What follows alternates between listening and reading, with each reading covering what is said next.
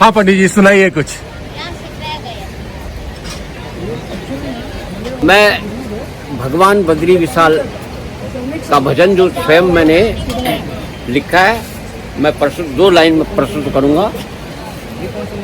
तेरे चरणों में मेरा ध्यान रहे, बद्रीश हरे बद्रीश हरे।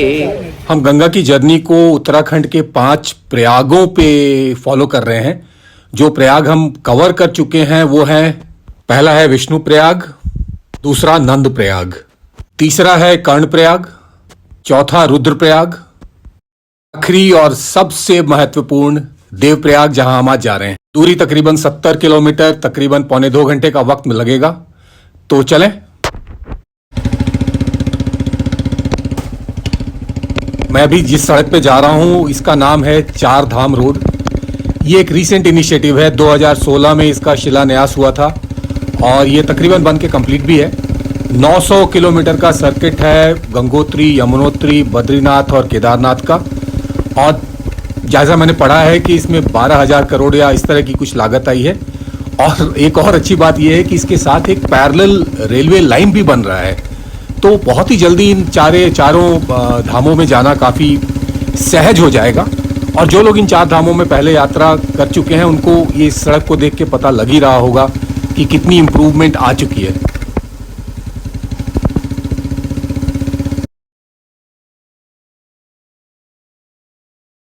ये है देवप्रयाग संगम का व्यू। तो यहाँ आप क्लियरली देख सकते हैं, सामने से मटमैली सी आ रही है अलकनंदा और अपने नज़दीक ये ग्रीन कलर की है भागीरथी और इसके बाद ये सारा गंगा है। और इस संगम के ऊपर पहाड़ों के बीच में ये छोटा सा कस्बा देवप्रयाग। तो चलिए हम उस घाट पे चलते हैं जहाँ पे ये दोनों नदियाँ आपस में मिल रही हैं। वहाँ कुछ लोगों से मिलते हैं, आपको नज़दीक से संगम दिखाते हैं। और मुझे जैसा पता चला है कि यहाँ के लोकल लोगों ने इस गंगा को साफ रखने के लिए काफ़ी वॉलंटियर वर्क किया है और एज ऑफ नाउ ये गंदगी और कचरा फ्री है। So that's a great achievement. ये पीछे जो सड़क है ये आ रही है रुद्रप्रयाग से, या आप कह सकते हैं हिमालय की तरफ से। और सामने सड़क जाती है ऋषिकेश, हरिद्वार और नीचे। अभी मैं जहां जा रहा हूं वो एक हिंदू और हिंदुस्तानी आस्था से जुड़ी एक, आप कह सकते हैं सबसे जरूरी जगह है। जगह का नाम है देवप्रयाग, जहां से गंगा बनती है। तो अभी हम जा रहे हैं उस संगम की तरफ और आसपास ये दुकानें हैं जो अभी खुली रही है, पतली सकरी सी गली है। चलिए चल के संगम पे देखते हैं और वहां पे बातचीत करते हैं कि ये जगह क्या है। ये भागीरथी नदी के ऊपर बना हुआ एक ब्रिज है, ये झूलता रहता है और पीछे आ रही है भागीरथी नदी। इस ब्रिज को क्रॉस करके हमने संगम पे जाना है। हाँ बिल्कुल बिल्कुल बिल्कुल, उस समय अचानक मिल गया। ये जो आप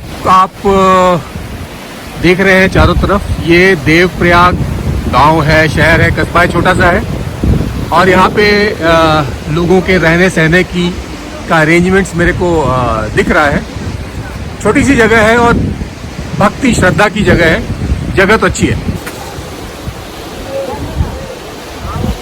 ये जो जगह है इसका नाम है देवप्रयाग और यहाँ पे गंगा बनती है। आप मेरे पीछे देख सकते हैं 2 अलग अलग रंग का पानी है। ये जो ग्रीन कलर का दिखाई दे रहा है ये है भागीरथी नदी जो गंगोत्री से आ रही है। और ये जो मटमैले कलर का पानी है ये है अलकनंदा नदी का। ये सामने जो आ रही है ये है अलकनंदा नदी मटमैले कलर की और ये काफी शांत सी दिख रही है। और ये नदी जो है ये है भागीरथी नदी।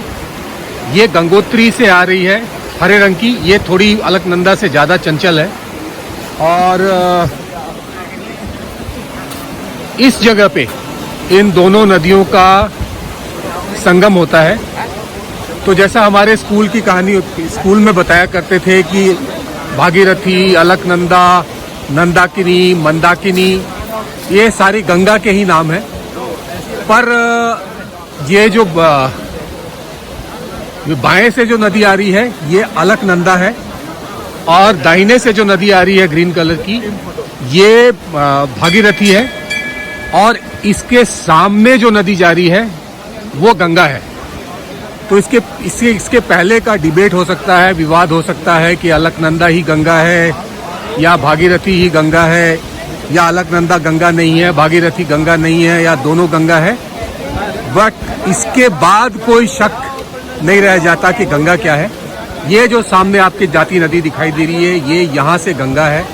अब थोड़ी दूर तक ये गंगा नदी जो है ये पहाड़ों में चलती रहेगी। ऋषिकेश से थोड़ा आगे तक इसके पहाड़ों का सफर अब तकरीबन 40-50 किलोमीटर ही बचा है, और उसके बाद ये बन जाएगी भारत या दुनिया की सबसे जरूरी नदी और सबसे नामी गिरामी नदी गंगा। ये पूरे प्लेन्स में जाती रहेगी, पूरे लोगों की जरूरतों को पूरा करेगी, लोगों की आस्था को जोड़ के रखेगी, जब तक ये बांग्लादेश में जाके फिर मेघना नहीं बन जाती और उसके बाद ये समुद्र में चली जाएगी। तो ये है वो जगह जहाँ पे गंगा बनती है।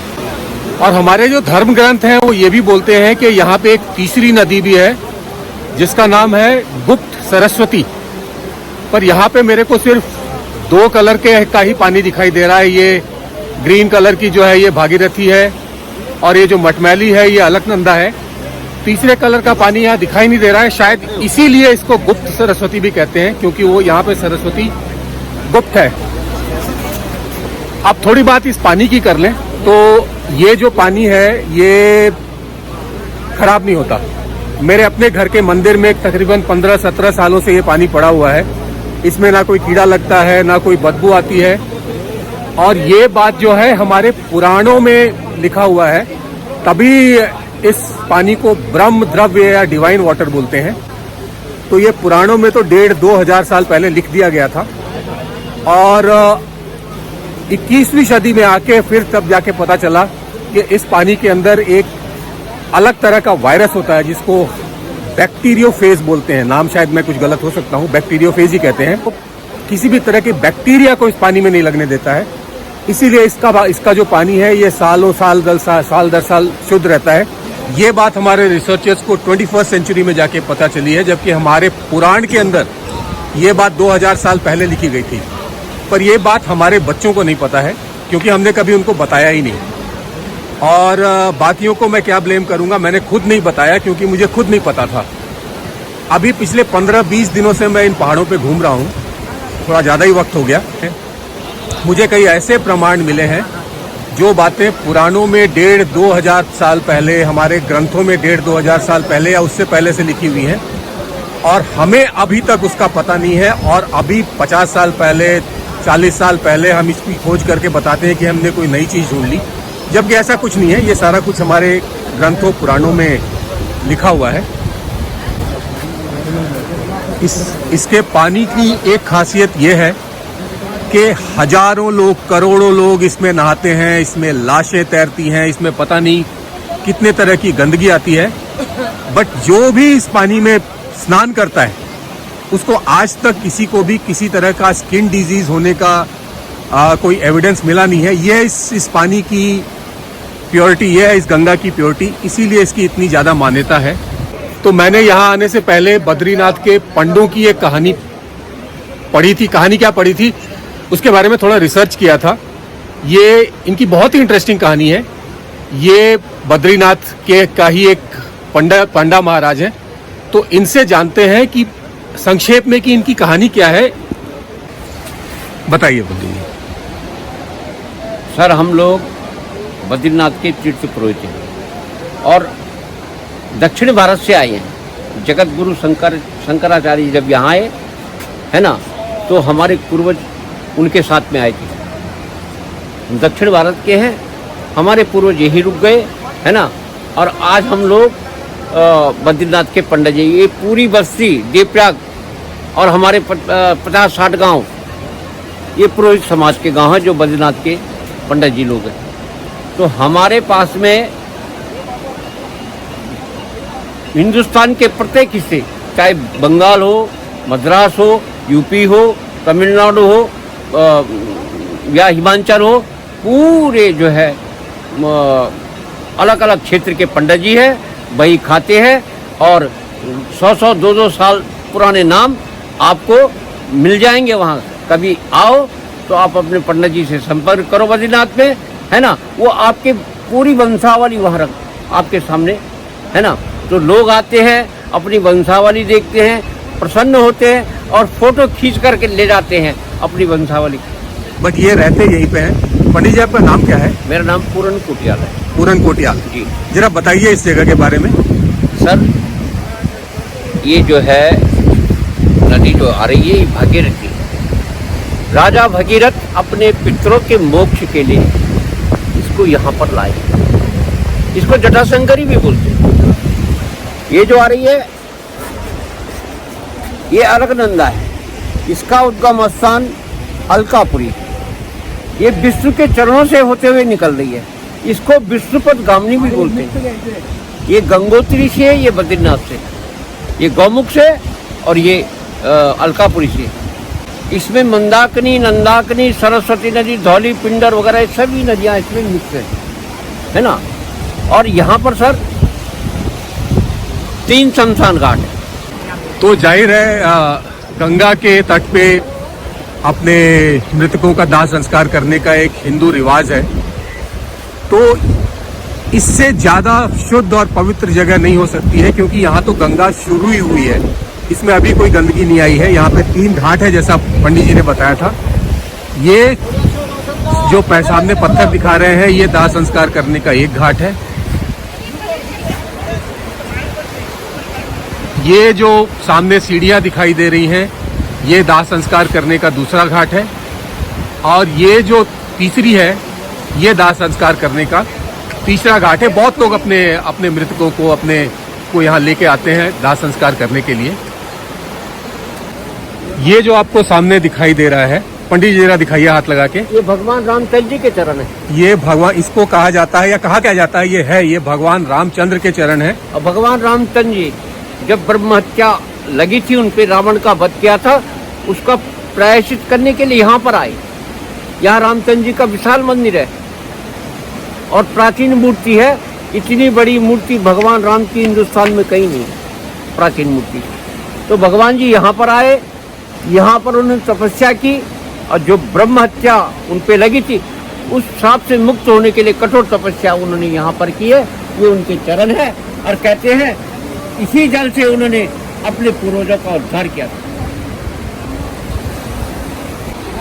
जैसा मैं बाकी प्रयागों पे उससे जुड़ी हिंदू आस्था की बातें के बारे में बताया था, तो ये जो जगह है देवप्रयाग, इसका नाम एक ऋषि देव शर्मा के नाम पर रखा गया है, जिन्होंने यहाँ पर तपस्या की थी। हिंदू आस्था में ये भी बताया जाता है कि जब गंगा स्वर्ग से उतरी थी, तो उसके साथ 33 करोड़ देवी देवता भी स्वर्ग से उतरे थे, जिन्होंने देवप्रयाग को अपना वास बनाया था। और गढ़वाल की मान्यता ये है, गढ़वाल जहाँ पे उत्तराखंड का वो हिस्सा जहाँ अभी हम हैं, यहाँ की मान्यता में अलकनंदा को बहू और भागीरथी को सास बताया जाता है। थोड़े दिन पहले तक, जब तक मेरे अपने बच्चे बोलते थे यहाँ पॉजिटिव वाइब्स है, यहाँ नेगेटिव वाइब्स है, तो मेरे समझ में ये सब कुछ नहीं आता था। मुझे तो अच्छी साफ जगह और गंदी जगह ही दिखाई देती थी। आज यहाँ इस तट पे खड़ा होने के बाद मेरे समझ में आया कि पॉजिटिव वाइब्स किसको कहते हैं। एक अलग सी फीलिंग है, एक अपनी धरती से, अपने धर्म से जुड़ने का एक एहसास है, जो यहाँ के शायद मेरे को पहली बार हुआ है। तो हर एक इंसान, हर एक हिंदुस्तानी जो हिंदुस्तान की सभ्यता में बिलीव करता है, उसका यहाँ आना तो बनता है। और हर एक हिंदू उसको अपने रहते रहते अपने ज़िंदगी में यहाँ पे जरूर आना चाहिए। ये एक अमेजिंग सी फीलिंग है।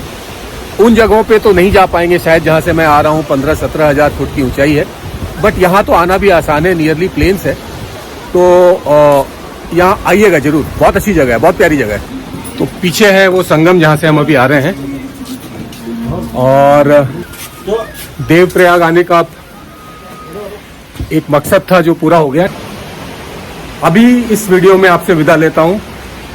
मिलते हैं अगले वीडियो में। जय हिंद, जय भारत, वंदे मातरम।